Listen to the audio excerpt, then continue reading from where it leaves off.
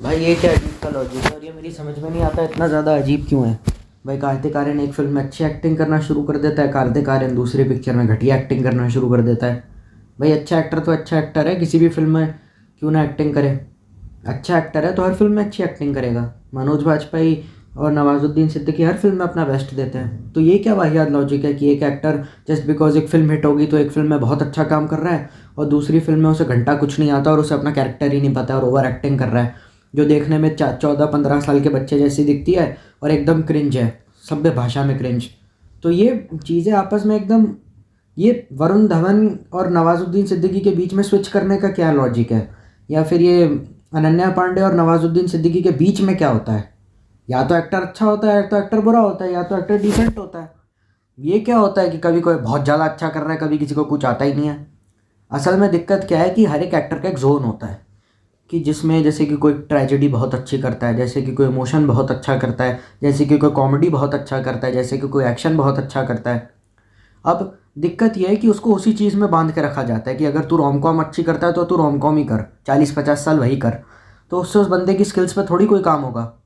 अगर आपको सच में कुछ सीखना है लाइफ में तो आप ऐसा नहीं कर सकते कि मेरे को जो आता है मैं उसी फील्ड में काम करूँगा, बाकी मैं कुछ नया कभी सीखना नहीं चाहता। ऐसे करके तो आप अपने ऑफिस में 9 to 5 की जॉब भी अचीव नहीं कर सकते। स्टारडम तो बहुत दूर की बात है, आप तो अपना काम नहीं सीख पा रहे, फेमस होना तो बहुत दूर की बात है। अब अमेज़ोन का मालिक अगर बोल दे कि देखो मैं तो बस प्रोग्रामिंग सीखना चाहता हूँ, ये ई कॉमर्स वगैरह या अमेज़ॉन प्राइम से मेरा कोई लेना देना नहीं है, तो एंटरटेनमेंट से तो मेरा वैसे ही कोई लेना देना नहीं है, मैं तो बिजनेसमैन आदमी, तो अमेज़ॉन प्राइम जैसी फालतू चीज़ पर हम काम क्यों करें? तो अब अमेज़ॉन प्राइम कितनी बड़ी चीज़ है पर हमको तब मिली ना। तो ये मत कहिए कि वो एक फिल्म में अच्छा हो गया एक फिल्म में ख़राब हो गया, ये क्या बात होती है? अच्छा तो हर जगह अच्छा होगा। दिक्कत ये है कि शायद वो जल्दबाजी में ही कुछ उल्टी सीधी हरकत हो गई होगी या फिर उसका कैरेक्टर डायरेक्टर ने उसको सही से समझाया नहीं होगा, या फिर वो जल्दबाजी में होगा या पैसों का लालच कई बार होता है, बहुत सारे फैक्टर्स होते हैं। तो ये चीज़ है। हाँ वो अलग बात है कि बाकी सब कुछ मिल जाएगा तुमको, मान सम्मान मिलेगा, इज्जत मिलेगी, हो सकता है पैसे भी बहुत सारे चाहिए, बहुत ज़्यादा मिल जाएं, और तुमको सब ये सब मिलेगा तो तुम बहुत खुश हो जाओगे कि भाई वही तो चीज़ है जिसके लिए आदमी क्रेव करता है, तो उसमें गलत क्या है? देख भाई, पहली बात तो ये है कि शायद हो सकता है तुम अपनी मेंटल स्टेबिलिटी लूज़ कर दो। और मैं इस चीज़ को वैसे भी कभी ज़्यादा अच्छा मानता नहीं, क्योंकि तुमने जो कुछ भी कमाया है वो सिर्फ लोगों को गालियाँ दे करके और नफ़रत दे करके कमाया है। यहाँ पे मैं किसी कैरी मिनाटी की बात नहीं कर रहा हूँ, यहाँ पे मैं किसी इस्टेब्लिश रोस्टर की भी बात नहीं कर रहा हूँ, मैं किसी डिसेंट रोस्टर की बात कर रहा हूँ, 1 मिलियन 2 मिलियन ज़्यादा था 3-4 मिलियन वाले के। क्योंकि उसका रोस्टिंग करने का तरीका अगर वही है, सिर्फ नफ़रत फैलाना, अजीबोगरीब हरकतें करना, तो तुमने इतने सालों में आज तक पाया क्या? तुमने पाया क्या? जो कुछ भी पाया दूसरों को गरिया के, दूसरों को जलील करके पाया। और इस चक्कर में तुमने अपने अंदर ये झूठा विश्वास और पैदा कर लिया कि जो मैं कर रहा हूँ वो बिल्कुल सही है, क्योंकि एक तो फॉर्म ऑफ आर्ट है। देखो, फॉर्म ऑफ आर्ट होना एक बात अलग होती है, दूसरी बात ये कि उस आर्ट को समझना एक बात अलग होती है। तुम्हारी ज़िंदगी क्या होगी और तुम्हारी लाइफ क्या होगी अगर तुम्हारी पहचान ही सिर्फ इस चीज़ से जुड़ी हुई है? कुछ और भी तो अपने अंदर रखना चाहिए ना। और जाहिर सी बात है, अगर वो रोस्ट वीडियो इतना घटिया है तो उस पर इतने व्यूज़ क्यों आते हैं, लोग उन्हें सब्सक्राइब क्यों करते हैं? अगर कोई घटिया रोस्टर है तो मतलब बुरी तरीके से, चीप तरीके से रोस्ट करता है। तो देखो, साफ साफ बात यह है कि दो लोग आपस में लड़ाई झगड़ा कर रहे हो, दो लोगों की भसड़ हो रही हो, कुत्ते की तरह लोग बिना किसी मतलब के बीच में कूदते हैं। इस बात से कोई फ़र्क नहीं पड़ता कौन सही है कौन गलत है। जो एंटरटेन अच्छा कर सकता है, आप एंटरटेनिंग वे में रोस्ट वीडियो बना दीजिए, लेकिन उसमें जबकि भले ही आप गलत हो, लेकिन उस वीडियो को एंटरटेनमेंट के चक्कर में फिर भी व्यूज़ आ जाएंगे, और जो बंदा सही बोल रहा होगा उसकी बात कोई करेगा नहीं। इस सब का सबसे बड़ा इम्पैक्ट तब देखने को मिलता है जब सामने वाला बंदा आपसे छोटा होता है, उसके सब्सक्राइबर कम होते हैं। तो जाहिर सी बात है, तुम्हें भी अच्छी तरीके से पता है जिसका स्टारडम ज़्यादा है तो लाइक भी ज़्यादा उसी को मिलेंगे। हाँ, लेकिन अगर आप प्रूफ कर दो तो भी शायद केस काफ़ी गड़बड़ हो सकता है। लेकिन रेपुटेशन डैमेज का जैसे जो मैंने पॉइंट बोला था, वो वैलिड सिर्फ और सिर्फ तब होता है जब बिल्कुल ही पुख्ता सबूत हो जाए, जब पूरी यूट्यूब कम्युनिटी आपके अगेंस्ट हो जाए, जैसे गौरव जोन टाइप या YPM व्लॉग्स टाइप। तो फिर अपने आप ही अपनापन आ जाएगा ना। तो इसमें बात क्या हुई, तुमने पाया क्या? जब खुद ही तुम अपनी सेंसेस में नहीं हो, तुम्हें पता ही नहीं क्या सही क्या गलत है, और तुम बेवकूफ़ों की तरह रोस्ट वीडियो बनाए जा रहे हो। और इस रोस्ट वीडियो के बनाने के चक्कर में ना कई बार ऐसा होता है कि क्रिएटर को खुद भी पता नहीं होता कि कब उसने मिसबिहेव करा और कब उसने बिहेव करा, क्योंकि कई बार वो रिप्लाई इतना ज़्यादा गंदा या लीचड़ों वाला दे देगा कि आप भी सोच के रह जाएंगे कि इतनी सी बात पे इतना ओवर रिएक्ट क्यों कर रहा है। क्योंकि दिक्कत ये है ना कि जितने भी यूट्यूबर्स होते हैं, जितने भी क्रिएटर्स होते हैं, एक्सट्रीमली सेंसिटिव लोग होते हैं। हमेशा ये होता है, एक्टर्स भी होते हैं और यूट्यूबर्स भी, कोई अब सारे ले लो उनमें बेसिकली, क्योंकि वो सेल्फ मेड लोग हैं, मेहनत करके आए हैं बेचारे, तो ज़्यादातर सेंसिटिव लोग होते हैं काफ़ी ज़्यादा अंदर से, उनके अंदर का बच्चा मरा नहीं है। ऊपर से दिक्कत ये है कि वो कंटेंट भी अपनी पर्सनालिटी से बिल्कुल उल्टा बना रहे हैं, कि खुद तो एकदम साफ़ सुथरे, एकदम बहुत अच्छे आदमी जो किसी के साथ कुछ उल्टी सीधी हरकत नहीं करता, रियल लाइफ में बड़े शांत हो, लेकिन जैसी कैमरा ऑन होता है अपने आप को एकदम अजीब तरीके से बना देता है। तो ये दोनों पर्सनालिटीज़ मिलके आपका ही बेड़ा गर्क करेंगे, कल को कंट्रोवर्सी होगी, क्योंकि हल्का सा भी पेन ना उसके लिए बहुत ज़्यादा होगा, क्योंकि उसका वो नेचर हो जाएगा उसका। एक्टर्स के लिए भी ये होता है, क्योंकि उनका तो सारा खेल ही इमोशन पे है। अगर आप इमोशन फील नहीं कर पा रहे तो एक्टिंग कैसे करोगे? तो बस वही लॉजिक हर जगह चलता है। सबसे इम्पॉर्टेंट बात यह है कि हम सब इंडिया में रहते हैं, ये यूएसए, कनाडा, अमेरिका, जर्मनी वगैरह या कोई फॉरेन कंट्री ऐसी है नहीं। अगर तुम बाहर रहते तो शायद हो सकता था कि वहाँ पे लोग प्राइवेसी की काफ़ी ज़्यादा वैल्यू करते हैं, वहाँ पे कोई किससे कोई खास मतलब रखता नहीं है। लेकिन वहाँ के यूट्यूब का सीन उल्टा है, वहाँ पे हर क्रिएटर बीइंग ओवरली सेंसिटिव अपनी हर बेइज्जती को अपने दिल पे ले लेता है, इसी वजह से हमेशा मैटर एस्केलेट होते हैं। वहाँ तो सीधा सीधा गोली मार देते हैं और ये बोलने में कोई शर्म नहीं है। सेक्टर एक्स एंटरटेनमेंट का चैनल अभी के अभी सर्च करो, किसी की भी बायोग्राफी सुन लेना वहाँ पे। मैं किसी भी रैपर को जलील नहीं कर रहा हूँ, गाली नहीं दे रहा हूँ, बेइज्जत नहीं कर रहा हूँ, बस मेरा सिर्फ ये कहने का मतलब है उन सब के पास्ट में कुछ ना कुछ ऐसा था कि ज़्यादातर जितने भी अपने आप को आर्टिस्ट बोलते हैं अमेरिका में, वो सबके सब जेल जा चुके हैं। तो ऐसे लोग आर्टिस्ट बन क्यों रहे हैं? अब ये सवाल सिर्फ एक हिंदुस्तानी के मन में आ सकता है, वहाँ के लोगों को समझ में आएगा नहीं। वो कहते हैं कि भाई वो तो गैंगस्टर है, वो तो गैंगस्टर प्रो लाइफ है, उससे पंगे मत लो। अरे क्या मतलब भाई, आर्टिस्ट हो तमीज़ में रहो, इन्फ्लुएंसर हो तमीज़ में रहो, कानून हाथ में लेने का क्या मतलब है? अगर हर कोई ऐसे कानून हाथ में लेने लगा तो ज़रूरत क्या है, उखाड़ के बाहर फेंक दो। कानून सिर्फ गरीब लोगों के लिए है, अमीरों के लिए नहीं है।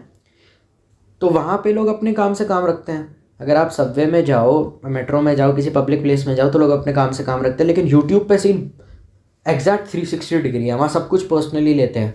हर जगह एक क्रिएटर हमेशा अपनी बेइज्जती को पर्सनली लेता है। सीधी रीज़न क्या है, जितने भी एक्टर्स होते हैं, बॉलीवुड के हों या कहीं के भी हों, या यूट्यूब पे जो कहीं पे भी तुम्हें एक्टर कोई दिख जाए या फिर तुम्हें कोई इन्फ्लुएंसर दिख जाए, ये सब ओवरली सेंसिटिव लोग होते हैं। ये बहुत सेंसिटिव होते हैं क्योंकि बेचारे सेल्फ मेड हैं। तो हर बेइज्जती को ये ऐसे लेते हैं कि जो चीज़ आपके लिए बड़ी छोटी होगी इनके लिए बहुत बड़ी हो जाएगी। क्योंकि दिक्कत क्या है कि उसमें पब्लिक इन्वॉल्वमेंट है, उसमें ये बेचारे काफ़ी ज़्यादा परेशान हैं। तो ये बेचारे हर बेइज्जती को अपने ऊपर ले लेते हैं दिल पे, और इस वजह से ये ओवरली सेंसिटिव हो जाते हैं। एक्टर्स के केस में ये इसलिए देखने को मिलता है क्योंकि उनका सारा काम ही इमोशन पर है। भाई कोई एक्टर है जिसको इमोशन की समझ ही नहीं, जिसको एक्सप्रेशन की समझ नहीं। अर्जुन कपूर अच्छा एक्टर है? नहीं है ना। क्यों नहीं है? क्योंकि उसको एक्सप्रेशन देने और इमोशन समझने सही से नहीं आते, और दोनों आपस में लिंक्ड हैं। तो यही होता है जब आप पूरी तरीके से बात को समझ नहीं पाते। वो हर चीज़, वो बहुत सेंसिटिव आदमी है, और ये वो आगे जाकर बन गया है, ऐसा नहीं हमेशा से था, वो बन गया है। लेकिन उसको कवर अप करने के लिए वो सामने से आपको बड़ा रफ एंड टफ दिखाता है अपने वीडियो में, लेकिन वो ऐसा होता नहीं है। आपके मन में आता नहीं है क्या कि वैसे तो बड़ा सोबर है, वैसे तो बड़ा शांत है, लेकिन जैसे ही कैमरा ऑन होता है, जैसे ही अपना वीडियो बनाता है, चाहे कुछ भी करे, ऐसे बदल क्यों जाता है? उसका रीज़न ये है कि उसने उस पर्सनैलिटी को अडॉप्ट करा है, अच्छी चीज़ के लिए भी, बुरी चीज़ के लिए भी। हो सकता है पैसा छापने के लिए, लोगों को बेवकूफ़ बनाने के लिए, और दूसरा ये है कि वो उसकी वो पर्सनैलिटी है जो शायद वो कभी बाहर लेकर आ नहीं पाया अपने नेचर की वजह से।